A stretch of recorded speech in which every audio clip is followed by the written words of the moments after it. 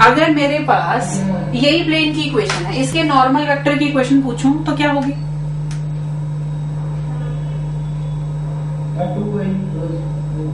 हाँ,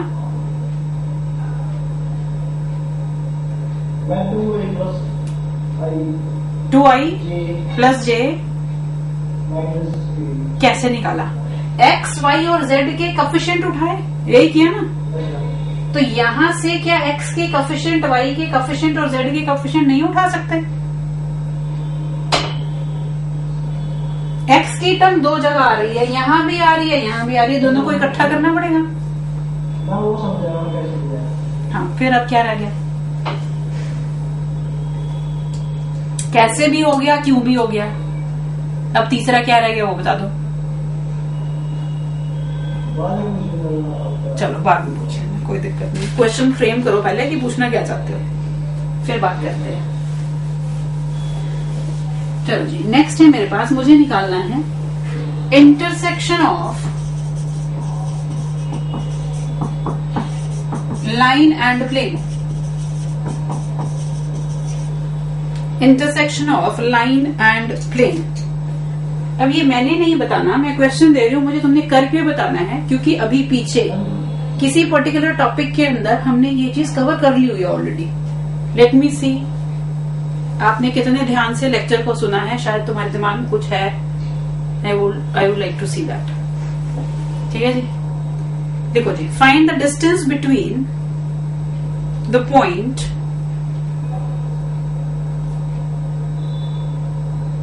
-i -5j -10k.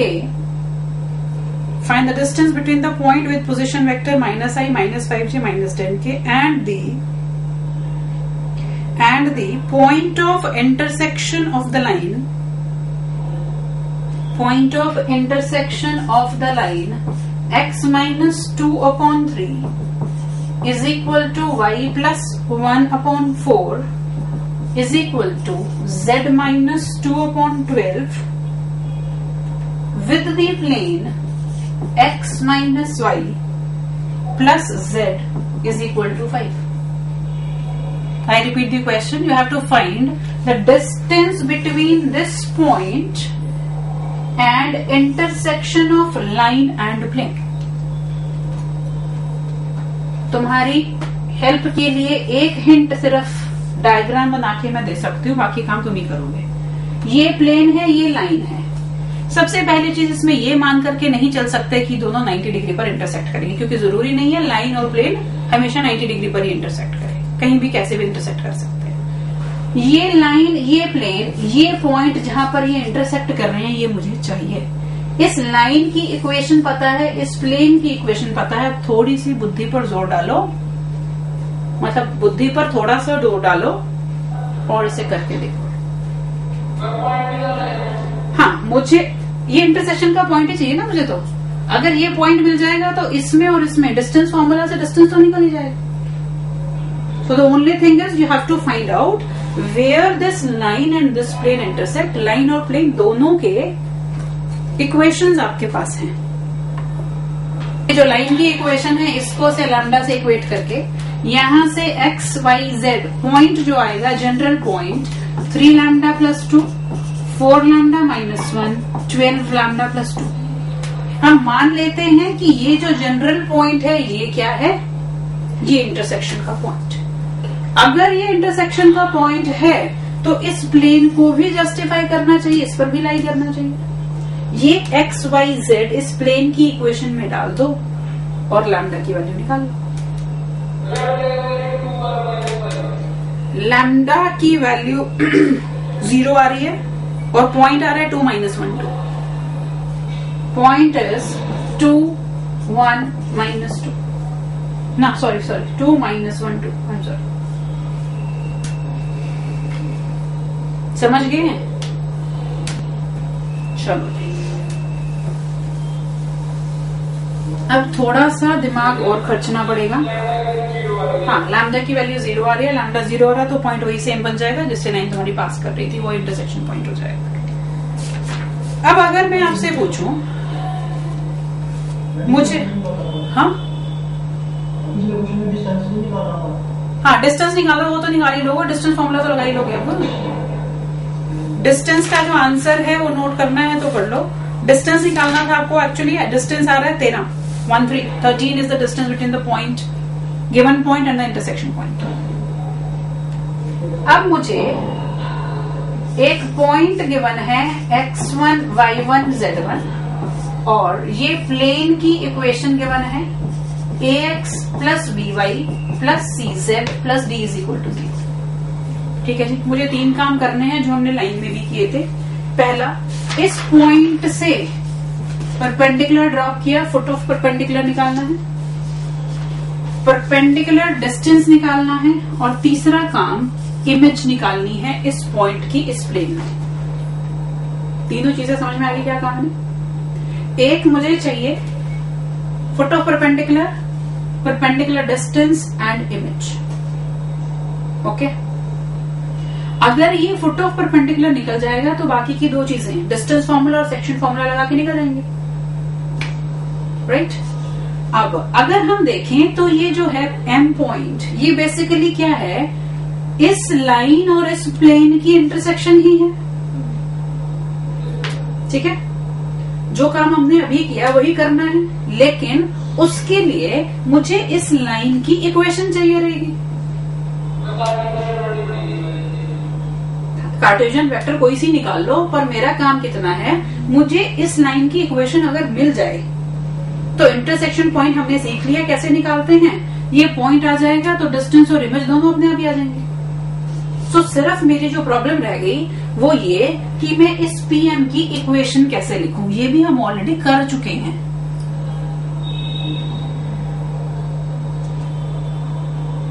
मुझे चाहिए इक्वेशन ऑफ पीएम। जल्दी बोल दो क्या होगी इक्वेशन ऑफ पीएम।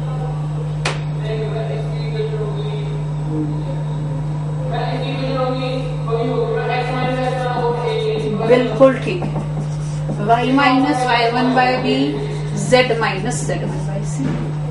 क्यों होगी?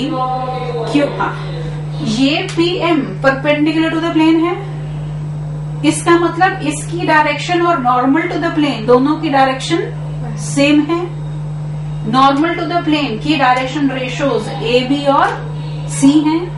ये x1, y1, z1 से पास कर रही है, तो ये आ गई इक्वेशन। इसको इक्वल टू लैम्डा करके पॉइंट लोगे, पॉइंट को इसमें पुट करोगे, m आ जाएगा, डिस्टेंस निकाल सकते हो, इमेज निकाल सकते हो। जब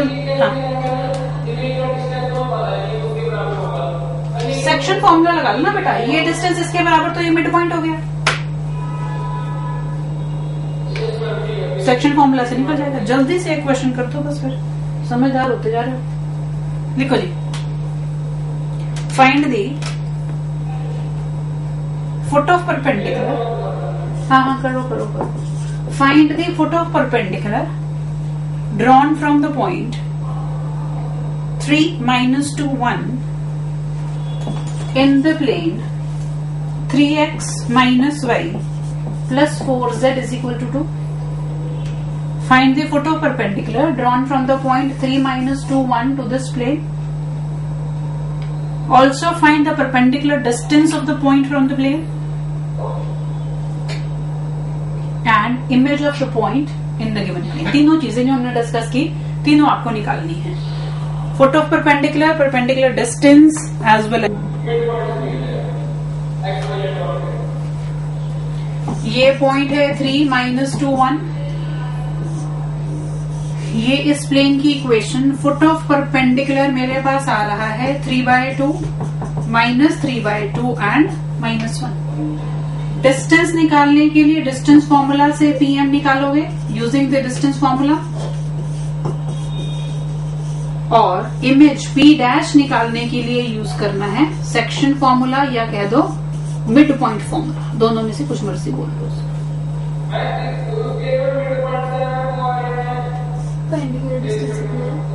परपेंडिकुलर डिस्टेंस निकालना पड़ेगा। हाँ, 0 -1 और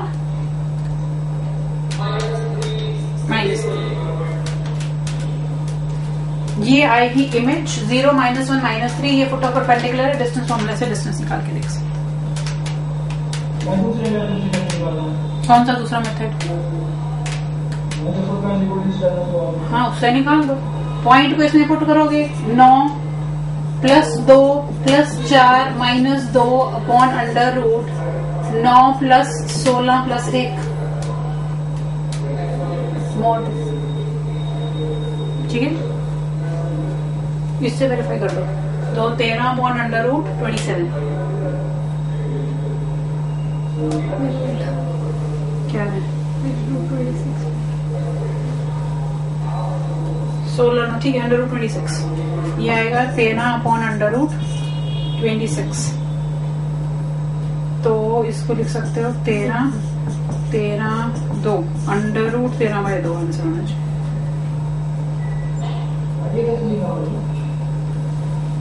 अंडर रूट 26 को under root 13 into under root 2 लिख सकते हो। 26 को 13 इंटू 2 लिख सकते हो? नहीं लिख सकते 26 को 13 इंटू 2। बस फिर रहने दो, फिर आगे कुछ नहीं कर सकते। जो मैम वो आई थी इमेज, उसका सेट क्या है? -3 13 और 2। इसको अंडर रूट 13/2 लिख सकती हूँ ना जी? ठीक है, लास्ट ऑफ, हाँ जी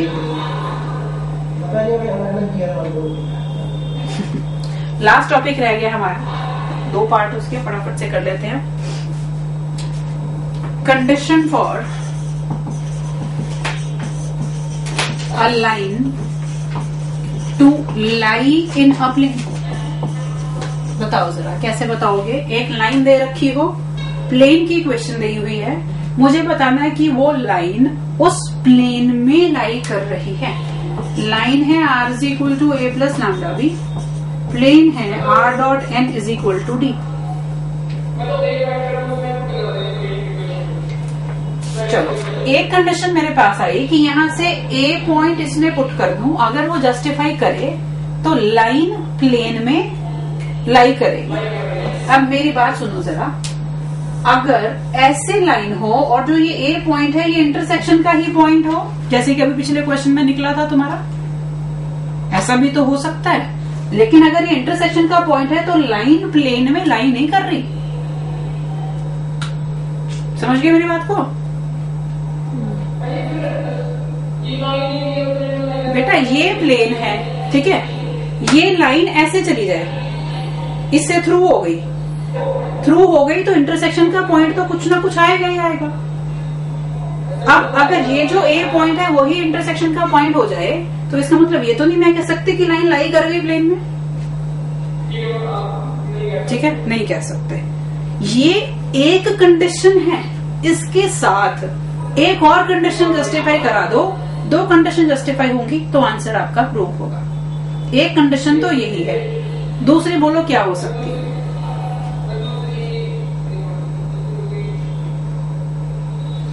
अब मैं थोड़ा सा इसको कहती हूँ डायग्रामेटिकली रिप्रेजेंट कर लो, पर नहीं, ये चाहिए मुझे। ये लाइन इस प्लेन के ऊपर ही है। अब बी वेक्टर डॉट, बिल्कुल ठीक है, परफेक्टली ओके। 2 कंडीशंस, इसे प्रूव करने के लिए 2 चीजें एक साथ प्रूव करनी पड़ेगी। क्या क्या? पहली condition B.N0 and A.N = D। B.N0 होने का, अगर ये लाइन इस पर ऐसे लाई कर गई, इसका मतलब जो नॉर्मल टू द प्लेन है वो इसके परपेंडिकुलर है। लेकिन अगर सिर्फ यही कंडीशन करो तो ये पैरेलल भी हो सकती है, जरूरी तो नहीं इसके ऊपर आ गई। दूसरा काम ये भी कर सकते हो, लेकिन उसके लिए पॉइंट पता होना चाहिए। पॉइंट से इसका डिस्टेंस 0 है, वो भी कर सकते हो। या सिंपल हम, हाँ, पॉइंट डिस्टेंस 0 वही बात कर रहे हो। इस पॉइंट को इस प्लेन की इक्वेशन में डाल के देखा, अगर जस्टिफाई कर गया, इसका मतलब क्या हुआ, पॉइंट प्लेन पर ही है, पॉइंट प्लेन पर है, इसका मतलब लाइन भी प्लेन पर है। पैरेलल तो हम पहले ही बता चुके हैं, इंटरसेक्टिंग नहीं है, ये बात हम पहले क्लियर कर चुके हैं, मतलब ये वाली कंडीशन तो है ही नहीं। अगर बी डॉट एन 0 हो गया तो ये कंडीशन हो नहीं सकती, लेकिन ए पॉइंट इस पर लाई कर रहा है। ओके, तो किसी भी लाइन को अगर प्लेन में लाई करवाना होगा तो ये दो कंडीशंस एक साथ जस्टिफाई करानी पड़ेंगी, B dot N is equal to 0 and A dot N is equal to D.